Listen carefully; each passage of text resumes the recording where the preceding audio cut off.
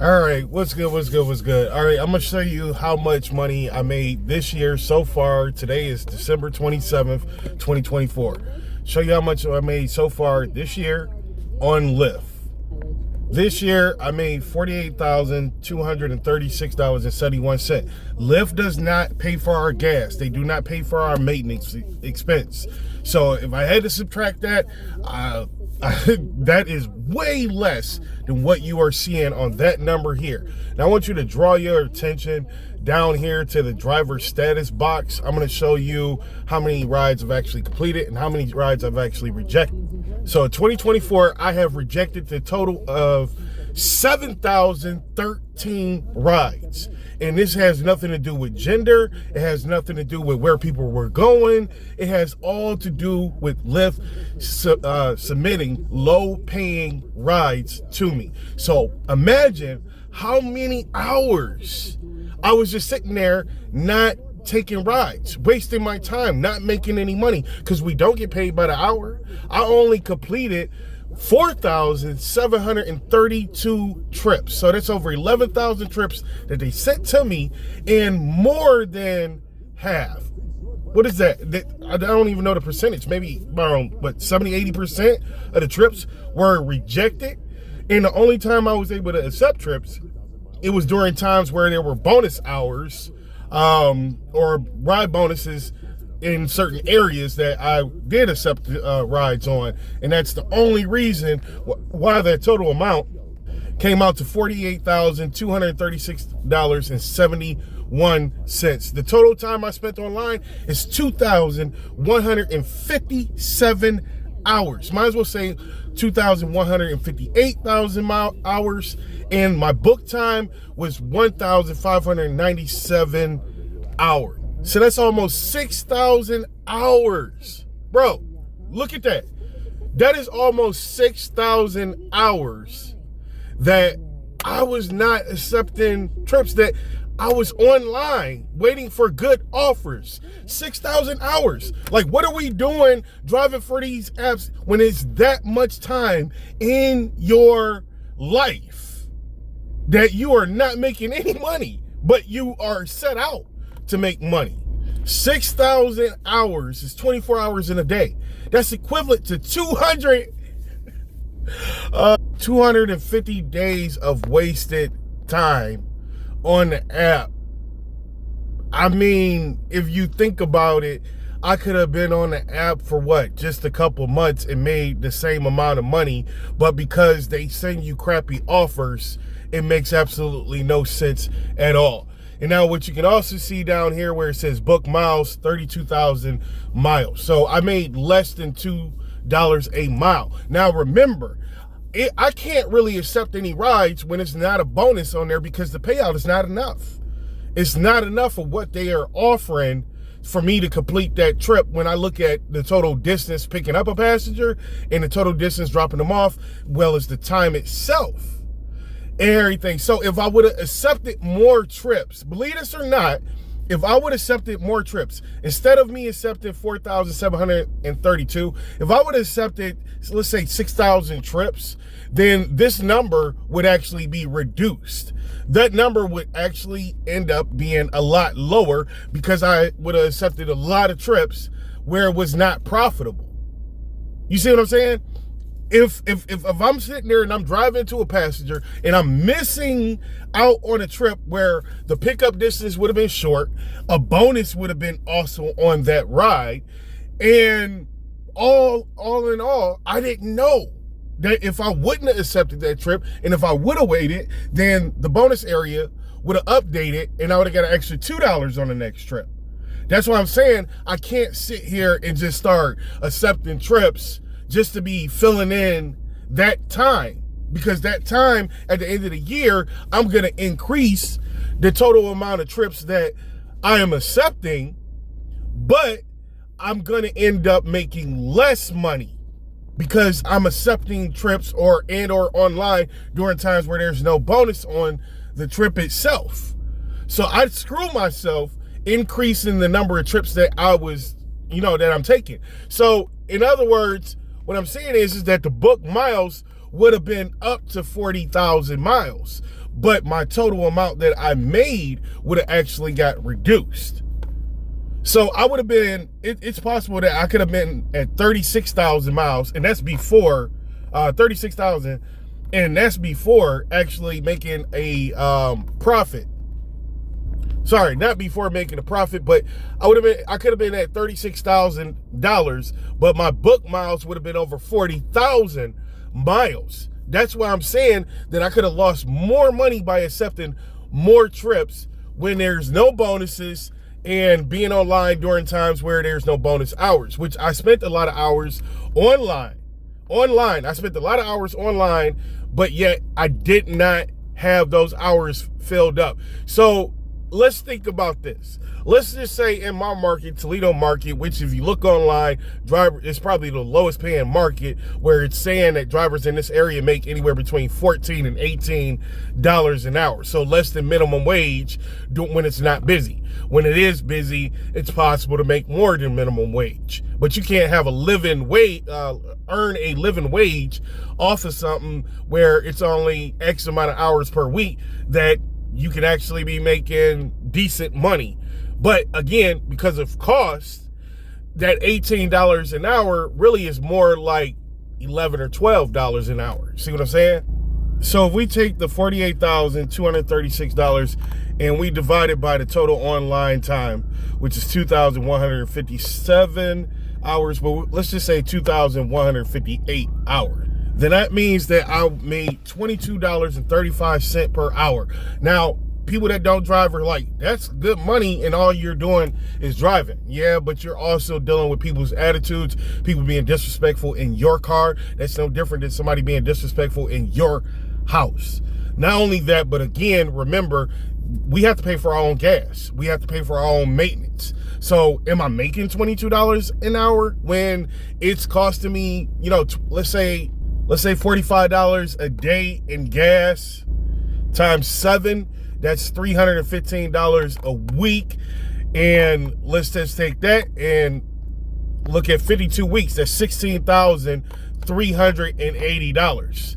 So again, taking that $16,000 away from that, then we're looking at what, $32,000? So let's look at the online time again. And let's look at what I actually made after gas expense being $32,000, and we can take the online time and make that 2,158 hours. 2,158 hours. So that means that after gas expense, I made less than minimum wage. If minimum wage is $15 an hour and I made $14.82, then I'm making less than minimum wage after gas expense. But I had to get my brakes and rotors replaced this year. I have had to have tires replaced on my car multiple times this year. And so that reduces what I made when you take away the cost after gas. And so I'm making less than minimum wage. So what I'm basically saying, now I got sciatic nerve, just before you started judging me, I got sciatic nerve damage to the back, to my back. Not just on one side, but on both sides. I can't walk a half a block without being in excruciating pain. All right. And I've tried walking to like the store with my son, and next thing you know, he's holding me up, trying to carry me back home. Helping me back home. Not to mention even just walking in a mall or something like that, I'm in a lot of pain. So yeah, this is ideal. Driving is ideal for me. But what I'm saying is for a lot of drivers who are capable, I don't think that this is profitable. This is not profitable when you're looking at how much you're really making after the cost of gas. And even if you were to go out here in some people's market, you may be able to make more. I don't think it's going to be that much more. I think that after expenses, at the most, like San Francisco or whatever, one of their primary markets, yeah, you guys may be making $20 an hour. If you're seeing bonuses a lot or whatnot in short distance pickups, then you guys are probably making more, but it's not a significant amount more money. Now we'll go back and I will show you the different months and what it was that I was making as it's scrolling through right here. And yes, you did see some 4,000, 5,000, even only 1 month where it was April where I made $6,000 and everything. So if I'm making less than 5,000, I don't feel what I'm making. I don't feel what I'm making. The money is just not growing inside of my account. And back in January, February, those months, I want to say all the way up through April, I was in Michigan, not Toledo, but I was in Michigan, and I was in my car, sleeping in my car, trying to make my money, trying to get my money to grow and everything like that during those months. And that's why I made that money. But after I came back to Toledo, what I was making, it significantly went down. And I plan on doing the same thing this year, but I think that instead of me using my car, I'm thinking about getting a rental. Because I made good. And here's the thing, it's going to be hard to really, technically it's going to be hard to really make money because I'm going to be paying for the rental, but I can't really afford the miles on my current car, 2018 Chevy Equinox. I can't afford the miles, and it's not as reliable as if I just go and I get a rental. I'm thinking about going on Turo. And so that's going to be about $400 out of my pocket per week, which is going to be $1,600. I'm sorry, that's going to be $400 per week out of my pocket. That's what I'm hoping to get a rental for on a weekly basis, probably from Turo. $400 times 4, that's $1,600 in a month.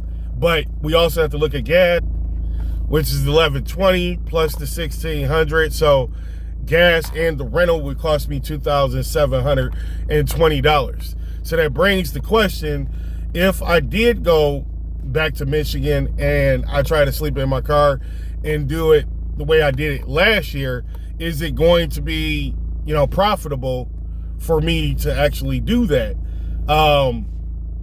Do the same amount of money? Because again, it's going to cost me almost $3,000 a month.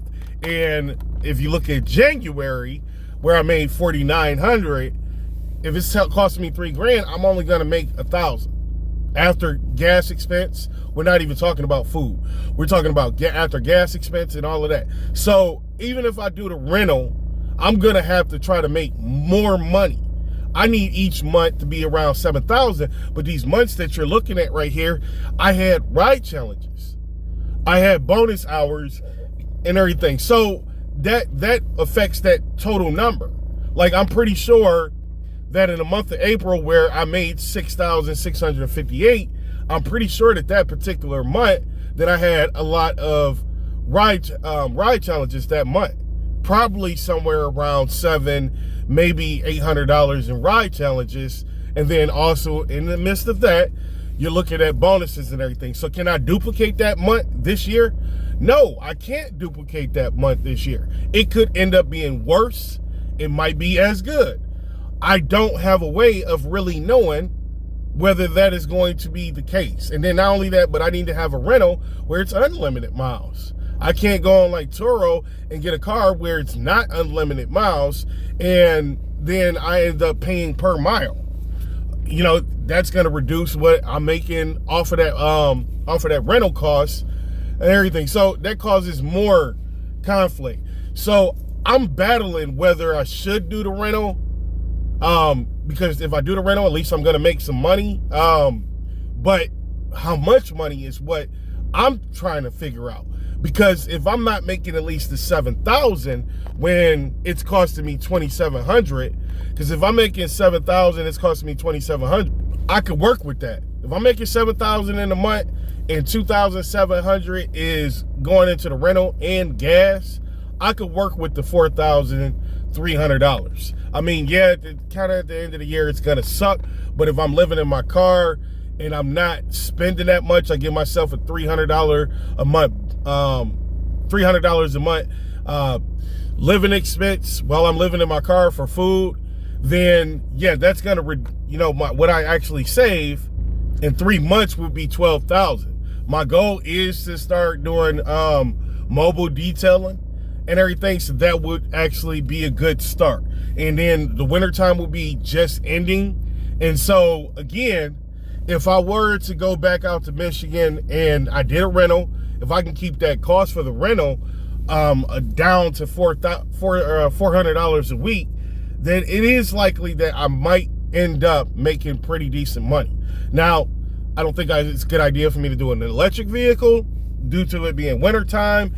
And so maybe doing a gas vehicle again, it would be profitable. I would have to also increase the amount of hours that I work. So my initial goal would be, if I was to go back out to Michigan and live in my car for 3 months time, my initial goal would be to only sleep for 6 hours, which is what the goal was last year, but I wasn't waking up on time.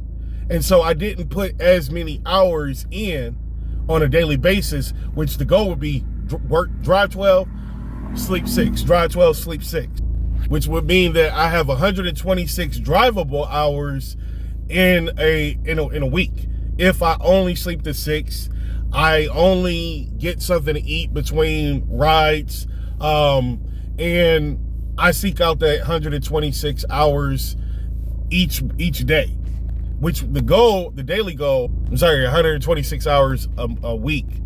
And the goal would be $38 an hour, which would be $4,788 on a weekly basis. And that's always my goal, to make $38 an hour. So if I'm making $4,788 a week, and then I have my rental costing me around $700 a week, and then I can make $4,000, then that's great. After food expenses, probably looking at around about $3,500. Sometimes I like to eat good.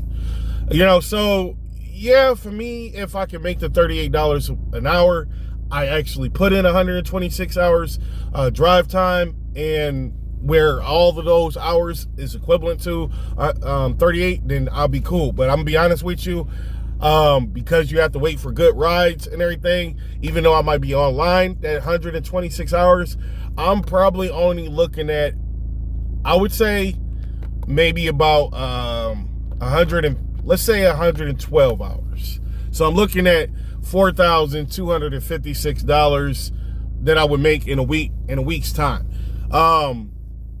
Which, like I said, if I was able to do those type of hours and make $38 an hour, then that's a sweet deal if I was doing that on a weekly basis. But here's the reality. You're not going to make that much money, not in 1 week. As you can see, my best week was over $6,000, and best month this year was over $6,000. Now, granted, again, I didn't max out these many hours, but this is also killing hours too. Trying to do this many hours, yeah, those are killing hours. So again, if I could, so I would look at maybe being able to complete and work out a way where I make over $3,000, but that would have to include bonuses, hourly bonuses, and ride challenges. Which, how am I going to accumulate how am I going to accumulate those ride challenges and everything? Because we don't know what Lyft's metrics is. But purpose of the video was to explain, I don't think that making $48,000 when I put this many hours in online with Lyft, I don't think, because the total amount of hours is 2,158. So let's just say if I was working a regular job and making, I'd say, the last job I was making $22 an hour. 40 hours a week, 52 weeks, that's 2,080 hours. So that would be less hours than what I actually spent online, because online time was 2,157 hours. So that would only be equivalent to we say about 70 hours, around 70 hours of overtime at a job, based off of the 40-hour work week that people normally would actually complete. So the total amount, that if you look at $22 an hour, that's $45,760. So yeah, I made a little bit more than what I would make just working a regular 40 hours a week at my last job, which we were doing 48 hours 1 week and 36 hours the following week. Okay, so I had automatically, each one of my checks, I had 8 hours of overtime. So again, like I said, I'm making a little bit more, but we have to look at also my cost of gas, maintenance expenses and everything. So I'm making less than what I made at my last job, less than $22 an hour. My take home at the end of the year is less than what I was making at my old job versus what I'm making here. And I get it. There are some people that are sitting there like, oh man, well, you sitting on your butt the whole day and everything. Yeah, but I also have the dangers of getting robbed and carjacked again by a passenger. I have the dangers of somebody maybe stabbing me or hurting me some sort of way again. Well, not again, because that part didn't happen. But nevertheless, I do take that risk. I have the risk of getting into a severe accident, possibly even getting killed in an accident and everything like that, or even killing someone else.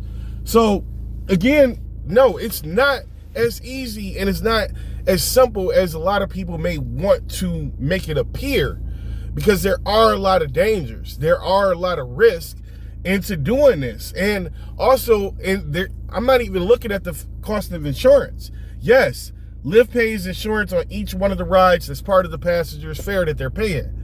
However, we have to keep our own automotive insurance. And so having your own automotive insurance is a cost to you doing rideshare. If you tell your insurance company, hey, I'm using my vehicle for work, they're going to charge you more money for your insurance. See what I'm saying? And a lot of these drivers out here that are working full time, they're taking that risk. They don't have insurance. And if drivers were able to carry their own commercial auto insurance, then they would get paid more of the fare. But would it balance out their losses? I think it would. If you are a full-time driver, you would end up saving. I can't remember exactly how I broke down the cost of what you would save when you have your own commercial auto insurance. But I believe that Lyft's commercial auto insurance is upwards of costing drivers around $1,700 a month, because that's what's being taken from the fare if you're driving full time. So all in all, if your car is expendable because you own it and you're not making up paying on a note, then you're taking home more money. However, insurance is going to affect what you're really making. If you're doing this right and you have commercial auto insurance, that's a game changer. But nevertheless, Lyft is still going to take money out. And so they need to develop an algorithm that can double check what drivers are paying their commercial auto insurance, and so that you don't have to worry about doing it. I would say going as far as only paying the driver the commercial auto insurance amount based off of that driver's previous month, meaning you have to show that you carried the commercial auto insurance for a month, and then you will get credited back to your account the cash that you spent on your commercial auto insurance, versus them being in the dark whether you're keeping it or not keeping it. So all in all, even as a driver, like I said, the goal for drivers is to make $2 per mile. But when you're looking at the total miles that you're putting on your car, then this has the double for me. It has the double. Not the miles that I'm putting on my car, but what they're paying out right here. So all in all, 64,000, almost 65,000 is what I should be looking at if I was making $2 per mile. But because they don't charge passengers for pickup and we don't get paid for that, that's really, really hard. That is really, really hard.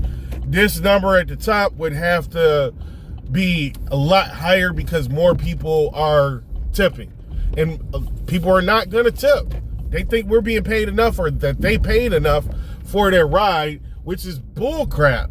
And I think even if Lyft were to show how much the driver was getting, I think that a lot of passengers still may not actually tip, because they're like, well, you accepted the ride request. You know how sadistic society can be and selfish society can be. So even though you might think that people are going to tip because they know that you only made $6 off a $30 ride, they're going to be looking at, well, you accepted it, but not knowing that we don't know how much that passenger paid until after the ride. If the government forced Lyft to actually show what the passenger paid before we accept the ride, and we can look and say, oh, that's not 70%, and we decline the ride, unless that was to happen, because a lot of drivers are not going to accept it based off of, okay, y'all say that we get 70%. That's not 70%. But also, at the same time, a lot of passengers be pissed off because their wait time is going to go up. So again, whole video, I've broken down and I've shown this is not profitable. If you choose not to cherry pick, your miles will increase. The amount of money that you make will decrease. The amount of rides that you accept will increase. The amount of rides that you reject will decrease. And the total book time would actually increase because most of those rides that you're accepting, declining are long distance rides going into what we call trap areas, or and I don't mean bad neighborhoods. I mean trap areas all out in the country, way out in the suburbs. Those are areas where there are no ride requests, where they try to offer you way more than what you normally would pay. Make on the total miles and time for that trip. I remember yesterday they tried to pay me $24 to take a passenger 8 miles. But at the same time, the passenger was over 10 miles away from me. So that would have been 18 miles. I need $36 off of that. And at the same time, the distance to the pickup was way too much. But they were desperate because nobody wanted to drop off in the area that they were going to. No drivers were on the passenger either. And so that person, of course, was waiting longer. Now, again, it gets to a point where Lyft is not going to, take a substantial amount of money out of their pocket to pay for someone's trip because the drivers want X amount of dollars for those total miles. But I have to pay attention to the miles that I'm driving to pick people up. There are certain drivers on YouTube and out here that say, oh man, don't worry about the total miles. Don't worry about what you're making at the per hour. At the end of the day, man, if you push 12 hours and you accept every ride, you'll make $200. Not if I'm putting 400 miles on my car, you idiot. Not if I'm putting 200 miles. I'd rather make less money and be averaging around 200 miles, $2 a mile, and do less rides. And by the end of the year, I've made more money. And again, that book miles versus the amount that I made, it's not bad. There are a lot of drivers out here that have probably put 60,000 miles on their car, and at the same time, they put 60,000 miles on their car, but they only made 40,000.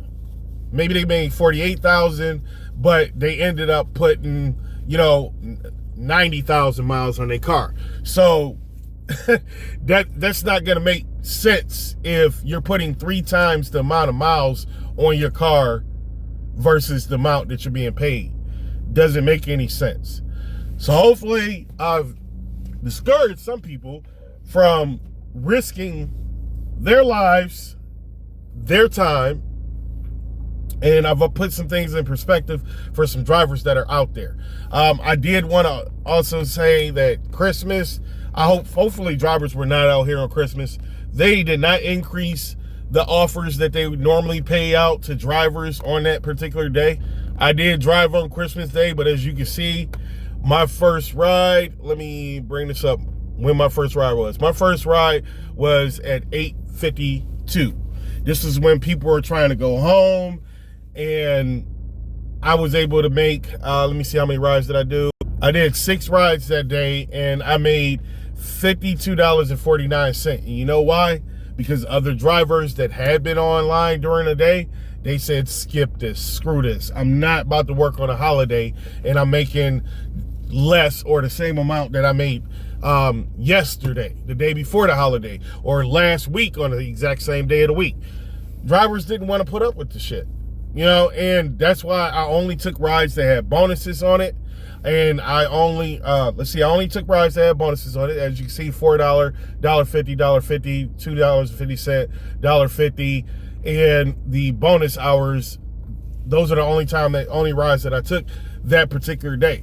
And for the amount of rides that I did, I don't really think that I did bad particularly. But that it all depends on how many drivers are online and what they're going to offer makes the difference between, if you're going to drive or not. But I don't even remember how many rides I rejected that particular day.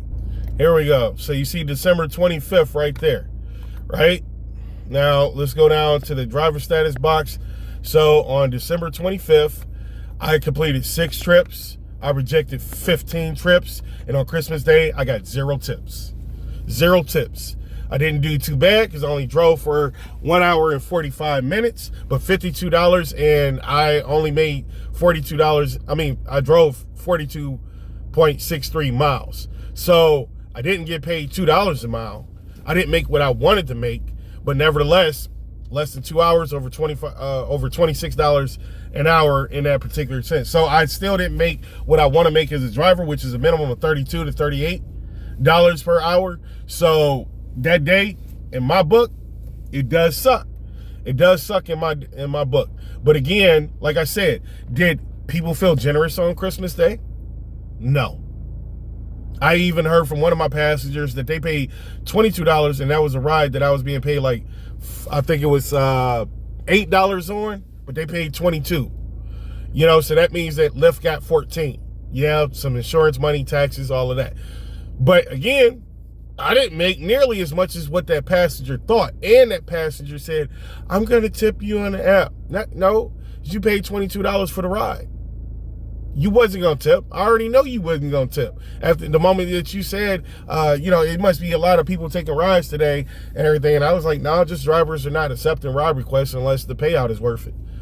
But also, another driver could have received that particular ride request at a higher payout, but nobody got paid more for that ride, including myself, and it was due to the fact that I accepted it probably too early on. So I would have been offered more money if I would have waited longer. But who knows if I'm going to get that ride or somebody else is going to get that ride. So I took it where it was somewhat profitable for me, but like I said, still didn't get tipped on there, and that's due to what the passenger actually paid for the ride. And that sucks for us as drivers, that when the passenger pays more, we get paid less because the passenger originally requested the ride earlier on, then they got bumped out the queue, and then when they requested the ride again, the price for the ride went up. But the offer that they were sending out to drivers was still low, with the intentions on it getting higher if drivers would reject it. But nevertheless, it always works that way where Lyft takes more, drivers get paid less. Now, don't get me wrong, the money's going to go in a barrel, meaning that Lyft is going to offer you more bonuses. So meaning you got to do more rides to get that money that they overcharge the passenger. So if they made 120% and they're supposed to only get 70%, then there's 50% that is still left that can be potentially going in your pocket, because they're going to offer you more bonuses on rides or a ride bonus, bonus hour or whatever, turbo, whatever the case is. So that's what happens with it. But that's only if you go online. So my thing is this. Last week, how much did Lyft make off of me? Well, last week, which is the 16th through the 22nd, Lyft I made $543 that week, cherry picking as I always do. Spent 21 hours online, rejected 293 rides, only accepted 54 rides. So did Lyft make a lot of money off of me that week? According to this screen right here, estimated external fees $85, estimated Lyft fees $161. I don't really necessarily understand that, and I don't think any driver understands that. Like, what do you mean estimated external fees? I'm sorry. That is taxes and commercial auto insurance. Estimated Lyft fees, that's what Lyft made off of your rides. But what doesn't make any sense is what passengers' payments are and what I received in the tips, toll passes, and then also my earnings. The $543. Okay, but passenger payments was $449. You see what I'm saying? None of that makes any sense. How is it that you are showing that you're profitable and everything, and you made $161, but I made $543? But the passenger payments was only $449. So again, they're not No, their numbers, what they're showing us, it's not accurate because that doesn't make any sense. The math doesn't add up. It doesn't add up and everything. So again, based off of what Lyft made, what Lyft is going to pay me, because they took $161.99, what Lyft is going to pay me is not going to be relevant to any real bonuses, because they didn't make as much money as they probably wanted to make off of me. So I'm not about to, go through and track down what last year's numbers is and everything, because the app moves slow when you go through it. But all in all, I like doing this type of work. I do. I'm helping people get back and forth to work, get their kids to daycare. I don't like when parents book rides for their kids to take them to school and they know that we can't give them a ride unless the person that is riding with them is 18 or older, but they're trying to send their 7-year-old to school in our car. And they know that they can't do that. You can show them on the app that, or on Google, that they somebody that they have to be riding with somebody that's 18 or older. They don't care. And then they start bitching at you, talking about I never had a problem before. Ma'am, am I not showing you what it says on Google about Lyft's policy about rides? I understand that you had other drivers that broke Lyft's policy. I understand that. But I'm showing you that I have to follow Lyft's policy. They should have followed Lyft policy, and you would have known this ahead of time. But nevertheless, I always have those people where it doesn't matter. It doesn't matter. I mean, almost 100% of those people, they don't care, even though you explain it to them. But hey, decide for yourself if you feel like it's profitable, if this is something that you want to do. If you have friends or family members, people telling you that, they're making money doing this, I'm sorry, but they don't even know how to calculate their costs. They don't know what's going on. They think because they made $200, $300 that day that they did really well, but at the same time, it's because they don't value the miles on their car. If you look at society right now, a lot of the dealerships, they are really pissed off because they get the car back and it's 140,000 miles, 150,000 miles on it, and the person only leased it for 2 years. They stopped making payments on the car because what was the point for them? So they stopped making payments on the car, right? And now the dealership gets the car back and it's unsellable. It's not even sellable. They can still try to move it around tax season or whatever, but the car is really going to sit there. And no used dealer is going to take it when the car is at 200,000 miles. They may take it. They know they're not going to make much money off of it unless they try to sell it around tax season to the urban community. When some women don't know the value in their miles. I'm not saying all women, I just said some. Everything. So again, a lot of dealerships are catching on to this. But dealerships are now offering, they're offering to rent cars to people on a weekly basis, bi-weekly, monthly basis, because they know it's money in this if they can get the money off of people. So instead of making $500 a month off of somebody, they can make $2,000 off of that car by leasing it out in that week. I mean, not that week, but that month. So it's more profitable for them to lease the car, rent it out to somebody for a week, and that person ends up booking it for a whole month. The dealership makes $2,000. But if they actually leased it out to an individual for to pay on it and buy it, they're only going to be making maybe say about $500 a month. So it's better for them to just find people that are DoorDash and Grubhub, Uber, and Lyft.